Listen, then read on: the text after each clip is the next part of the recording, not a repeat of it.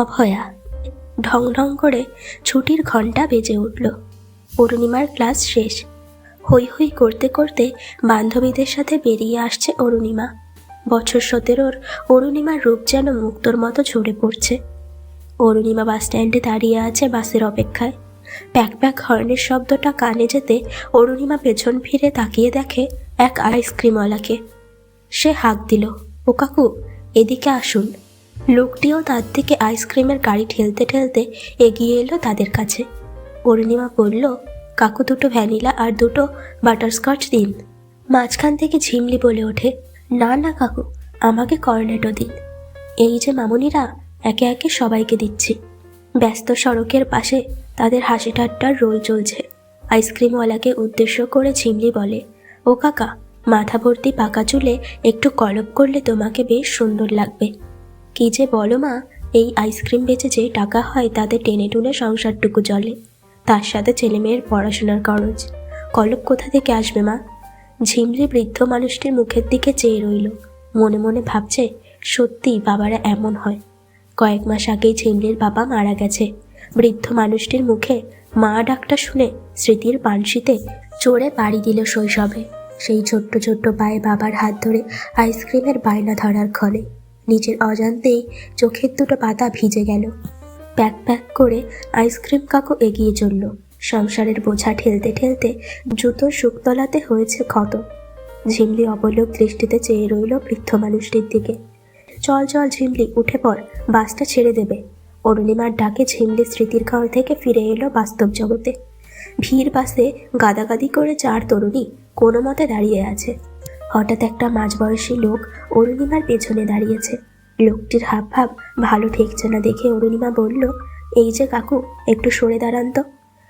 নাছোড়বান্দা লোকটি বলল, এত অসুবিধা যখন পাবলিক বাসে না চড়ে প্রাইভেট কারে যাতায়াত করলেই হয়। অরুণিমা রেগে সিংহের মতো গর্জে ওঠে, আশ্চর্য তো! তাই বলে পাবলিক বাসে চড়ে আপনি মেয়েদের প্রাইভেট পার্টে হাঁটতে দেন? আপনার দুঃসাহস তো কম নয়। লোকটি আবার সাফাইয়ের সুরে বলে, ভিড় বাসে অমন হতেই পারে। পাশের সিটে বসে থাকা ছেলেটি তখন মোবাইলটা বের করে বলে, এতে সব প্রমাণ আছে। অসভ্য কোথাকার! এই বলে লোকটিকে সপাটে চড় বসিয়ে দিল অরুণিমা। বাসের যাত্রীদের মধ্যে ব্যাপারটা জানাজানি হতেই সকলে চিৎকার করে বলে, মার ব্যাটাকে। কন্ডাক্টর লোকটির কলার ধরে টেনে হেঁচড়ে বাস থেকে নামিয়ে দেয়। পরের স্টপেজে তিথি, পরি আর ঝিমলিও নেমে পড়ল। অবশেষে একটা সিট পেল অরুণিমা।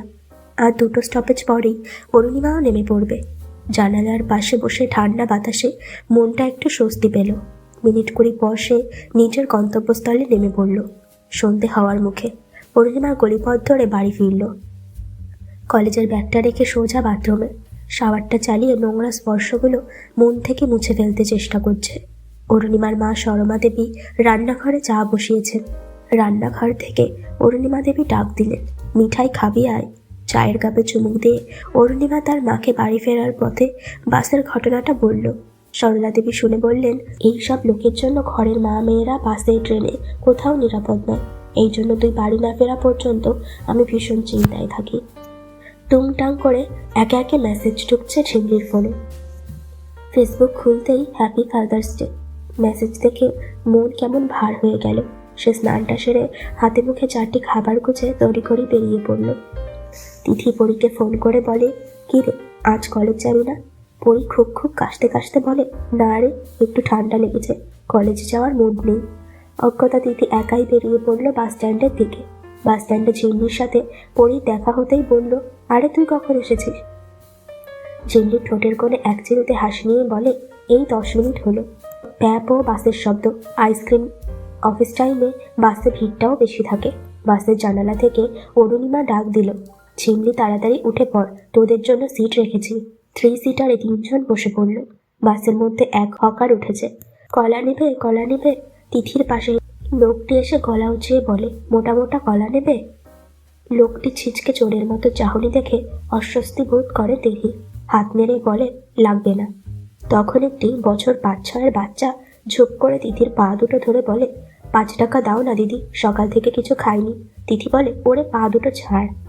আহা, ছেলেটার শুকনো মুখটা দেখে বড় মায়া হলো ঝিমলি। সে ব্যাগ থেকে 5টা টাকা বের করে দিল, সাথে একটা বিস্কুট প্যাকেট। অরুণিমা বলে, দেখ এইটুকু বাচ্চা ছেলে খিদের জ্বালায় কেমন ভিক্ষা করছে। এই বয়সের বাচ্চারা মা বাবার হাত ধরে স্কুলে যায়। কথা বলতে বলতে কখন কলেজ মোড়ে বাসটা এসে গেছে বুঝতে পারেনি ঝিমলিরা। বাস থেকে নেমে ঝিমলি ওদিক ওদিক দেখতে থাকে। কানে ভেসে আসছে প্যাক প্যাক শব্দ। খানিক বাদে দেখা মিলল আইসক্রিমওয়ালা কাকুর। মামনিরা কি খাবে বলো, বলে আইসক্রিমের গাড়িটা টেনে তাদের সামনে নিয়ে এলো।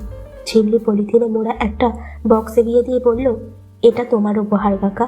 খুশি হয়ে কাকা সকলের পছন্দের আইসক্রিম খেতে দিল। রাতে বাড়ি ফিরে রতন আইসক্রিমের গাড়িটা উঠোনে লাগিয়ে জুতো খুলে ঘরে ঢুকলো। স্নান সেরে হাত মুখ ধুয়ে খেতে বসলো। গিন্নি শাক চচ্চড়ি আর ভাত এগিয়ে দিল। হাত মুখ ধুতে গিয়ে গাড়িটার দিকে চোখ পড়তেই পলিথিনে মোড়া বক্সটার ওপর নজর পড়লো। বক্সটা ঘরে এনে খুলে দেখলো একজোড়া নতুন জুতো। রতন করে যাওয়া ছেঁড়া চটিটা বারবার সেলাই করে পড়ে। সংসারের বোঝা টানতে টানতে জুতো কেনার স্বপ্ন অধরা থেকে গেছে। পিতৃদিবসে ঝিমলির দেওয়া উপহারটা পেয়ে রতনের পিতৃ হৃদয় আনন্দে ভরে গেল। আকাশে কালো মেঘ জমেছে। দ্রুত বেগে অরুণিমা বাড়ির দিকে এগিয়ে চলল। গলির মাথায় প্রবেশ করতেই বিদ্যুতের ঝলকানিতে অরুণিমা দেখল সুজয় পথ আগলে দাঁড়িয়ে আছে, হাতে একটা জলের বোতল। অরুণিমা, তোকে ছাড়া আমি বাঁচবো না, আমাকে বিয়ে করবি?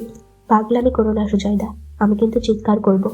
গলির অন্ধকারে সুজয় অরুণিমার হাতটা চেপে ধরে। অরুণিমা এক ঝটকায় হাত ছাড়িয়ে বলে, তোমাকে কতবার বলেছি এভাবে আমাকে বিরক্ত করো না। অরুণিমা দ্রুত বাড়ির দিকে এগিয়ে যেতে চেষ্টা করে। সুজয় খেপে গিয়ে বলে, কিসের এত দিমাগ? বলে জলের বোতলের ছিপটা খুলে ছুঁড়ে মারল অরুণিমার দিকে। অরুণিমা যন্ত্রণায় কাতরাচ্ছে। হসপিটালের বেডে শুয়ে আছে অরুণিমা। প্রেম প্রস্তাব প্রত্যাখ্যান করার জন্য এমন বর্বরতার শিকার হতে হবে সে কোনোদিন স্বপ্নেও ভাবেনি। পুলিশ সুজয়কে গ্রেপ্তার করে। পুলিশের তদন্ত চলতে থাকে।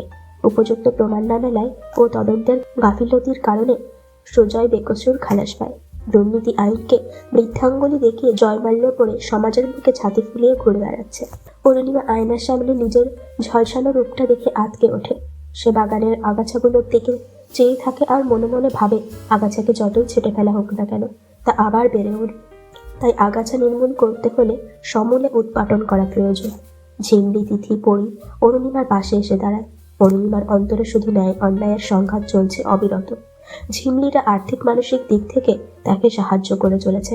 4 জন মিলে একটা খাবারের দোকান খুলেছে। প্রতিদিন কত মানুষের আনাগোনা, কত ভালো মন্দ কথার মাঝে কেটে যাচ্ছে অরুণিমার দিন। অরুণিমা ধীরে ধীরে স্বাভাবিক জীবনে ফিরে আসে। ধীরে ধীরে সময়ের চাকা ঘুরে চলেছে।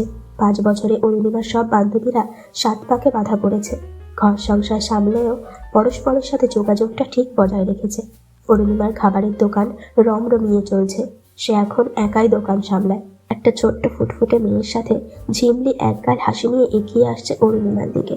কাছে আসতেই অরুণিমা বলে, আরে ছোট মাঝে, আমতা আমতা করে মাসিমণি মাসিমণি বলে পুচকি মেয়েটা অরুণিমার কোলে চড়ে। ঝিমলিকে হেসে হেসে অরুণিমা বলল, মায়ের চেয়ে মাসির কদর বেশি। খানিক বাদে পড়ি এসে হাজির। পড়ি একা একা যে। পড়ির চোখ ছলছল করছে।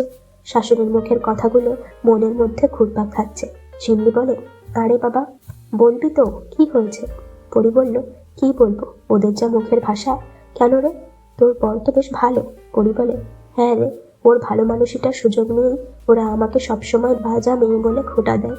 ননদের একটি ছেলে হওয়ার পর সে বলতে শুরু করেছে, বন্ধনায় কি বোঝে প্রসব বেদনা। সত্যি আর ভালো লাগে না ওর। মাঝে মাঝে মনে হয় সব শেষ করে দিই। পূর্ণিমা বলে, পাগলামি করিস না, তোর কিছু হলে অমিতদা, তোর মা বাবার কি হবে একবার ভেবে দেখেছিস? ঝিমলি বলে, তারা এসব সমস্যার সমাধান আছে আমার কাছে। আমার দিদিরও এরকম সমস্যা ছিল, ওরা IVF এর মাধ্যমে চাইল্ড নিয়েছে। ওরও বলে, তার মানে টেস্ট টিউব বেবি। ঝিমলি দিদিকে ফোন করে ডাক্তারের ফোন নম্বর ঠিকানা নিয়ে পরীকে দিল। গরম চায়ের কাপ আর গল্প আড্ডায় জমে উঠেছে আসর। সকলেই নিজের নিজের সংসারের সার কথা নিয়ে মত্ত। সুরুত সুরুত করে চায়ের চুমুক দিতে দিতে বলে, হ্যাঁ রে অরু, মুকুলদার খবর কি, বিয়ে থা করেছে? অরুর ঠোঁটে এক ফালি চাঁদের হাসি দেখা দিল। সে বলল, মুকুল কিছুতেই অন্য কাউকে বিয়ে করতে রাজি হচ্ছে না। সে বলে, মানুষের বাহ্যিক রূপটাই সৌন্দর্যের কাপকাঠি নয়, হৃদয়ের গভীরতাটাই আসল রূপ সৌন্দর্য। পরি বলল, তাহলে তুই ওকে বিয়ে করছিস না কেন? অরুণিমা বলল, সমাজের ভয় রে। পরি বলল, দেখ অরু, মুকুলদা তোকে ভীষণ ভালোবাসে, ওর সাথে তুই সুখে শান্তিতে থাকবি। অরু হেসে বলল, সুখ স্বপনে আর শান্তি শ্মশানে। ঝিমলি বলে, ওসব কথা বলে কাজ নেই, তোদের 4 হাত এক করবো আমরা। পরি বলে, অনেক দেরি হলো, এবার বাড়ি যেতে হবে রে। বাপের বাড়ি এলে আবার দেখা হবে। গল্পের আসর ছেড়ে বাড়ি যাওয়ার ইচ্ছে নেই কারোর, তবু যেতে হলো। মিস্টার রায় এখন পার্টির বড় নেতা। লালবাতির আলো জ্বালানো গাড়িতে চড়ে সে এখন মিটিং মিছিল করে বেড়ায়। স্কুল মাঠে নারী সুরক্ষা নিয়ে ভোরে ভোরে ভাষণ দিচ্ছে। করতালিতে ভরে উঠেছে জনসমাবেশ। কথাগুলো শুনে গা গুলোতে থাকে অরুণিমা। রক্ষকই ভক্ষক, এটা বলতে বলতে সে স্কুল মাঠ থেকে বেরিয়ে আসে। দুর্গাষ্টমীতে সবাই পুজোতে ব্যস্ত। সুজয়ের গায়ে কারা যেন অ্যাসিড ছুঁড়ে মেরেছে।